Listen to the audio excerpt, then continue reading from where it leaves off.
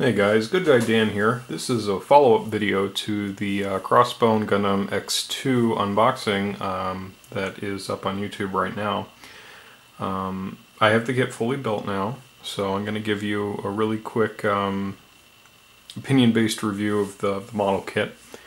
You feel free to apply this to the X1, the full cloth, and the X3 because the base kit is the same across all of them. With only a few minor differences between them. So without further ado, let's get into the kit. The first thing I noticed building this kit is it doesn't have any poly caps. So I found that it's a very loose kit. It's a loose fitting kit. I imagine once I'm done painting it, it'll firm up a little bit. But for now, when I'm adjusting him, like I can just, he flops everywhere. There's nothing holding him together. You know, like, I mean, I'm hardly even pulling on this and the arm just pops right off. So it makes me kind of nervous, you know, when it has the big honking shot lance for this kit, and just like seeing his little limbs start falling off already. But that's more of a fault with the kit design in general, the base kit, the Crossbone kit, and not so much particular to the X2. Similarly, it is back heavy, you know, with this big cross-shaped thruster thingy, and you know, it kind of exacerbates the issue of this kit's lightness because it's, you know, just all the weight's back here, so it doesn't take very much and he'll just plop right over. Another thing is I noticed this kit is missing a lot of the yellow applications that you see on the, you know, the finished box build, and that's something I knew getting into the kit. However, you know, if you're not a painter, but if you know, want that box finish, you're going to be really disappointed because there are quite a few color apps that you have to do on this kit. Both shoulders, there should be little yellow circles in here. You have little yellow tips to the thrusters. Little blue tips to the little barrels of the shot lance, and some stuff on the inside of the core fighter which you can't see here. So, you know, if you're not a painter, you might, this kit kind of loses some of its flair without those color apps. Also looking at the box there, you know, on a lot of different versions I see these things filled in here. I noticed there are a lot of gaps in this plastic, so a little bit of putty work would probably help to solve these. I didn't really have any issues with the assembly other than the general looseness. Everything fit together well. The new V-fin on this kit, which is, it's slightly different than the regular Crossbone, that went in okay, and you know, like the little skull details were fine. The only thing I did notice is putting these little clasps in on the shoulder, you can just barely make it out. It really stresses the plastic fitting these into the notches on top of here. So just be careful when you're doing that. You don't want to accidentally break one. I do have to say I do like the contrast between the light blue kind of periwinkle color and the dark blue of the kit. I'm really looking forward to painting this guy up and maybe, you know, sticking with the main colors, but maybe making the blue a little bit darker and making this color pop a little more. And then, you know, all the yellow color applications I think will help this kit out tremendously. Okay, so that's a basic, those are my thoughts on the actual kit. So let me show you some of the things the kit came with now that they've been finished. And the first is the shot lance, which I've already kind of shown to you. And what I've done is I filled in the seam lines here, first with glue to weld the plastic, sanded it down, and I have used a tiny bit of putty in the main seams. And the pointy part of the lance, I don't know what the real technical term is, but it comes in 3 pieces. So you can see the one line here, and you have the long line going down this way, and then it runs over right about here and then down the other side.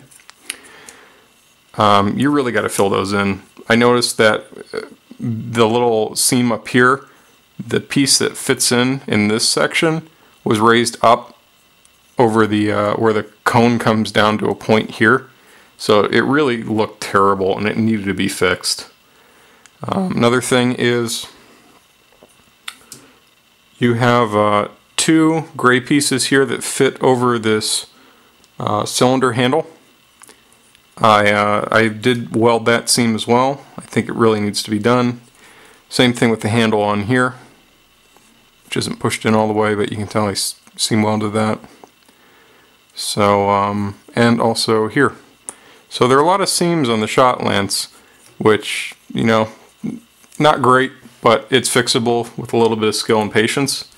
My main issue with the shot lance, however, is I cannot get this kit to hold it. And the only thing I can think to do is buy another set of hands and permanently attach the lance to the hand, so that way it's on there. I don't really see what else I could do in this case. This kit comes with a variety of other weapons. Combination blaster here. This comes with other versions of the kit, so it's not unique to this one. You know, one end turns into a sword, the other is kind of this flintlock style pistol.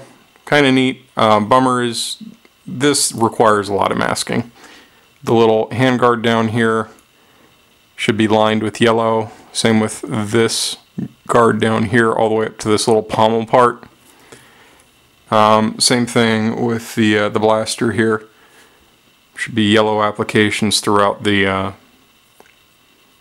gun, so it's something you're going to have to fix.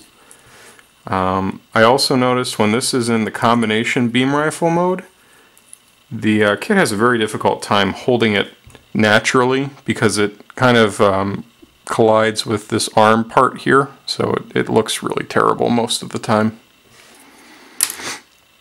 A couple other weapons this kit comes with. You get two beam sabers, just regular old beam sabers, which are stored up in here actually, so they kind of look like shoulder Vulcans, which I think is a neat kind of a effect because they just pop out and there you go. Two beam knuckles, which are made from two parts that just kind of clip together.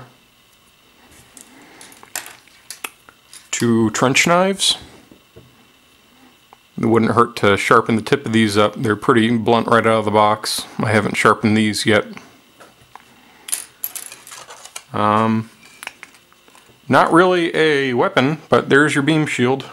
And it looks cool, but it works less effectively than like the Strike Freedom's beam shield because it fits on the back side of this arm here. So either you can kind of push it up over the hand, which kind of hits, or you just kind of clip it in like that. And it looks kind of awkward like this. And it also, you have these two parts here that kind of act like, I guess it projects from the elbow. The only problem is they are two individual pieces, so it's kind of a flimsy fit. And I have had the beam shield fall apart on me a couple times. So with all that being said, I guess you're wondering if I would recommend this kit, considering it does tend to have a high dollar amount value because it was a limited run kit. And this kind of goes for the X3 as well.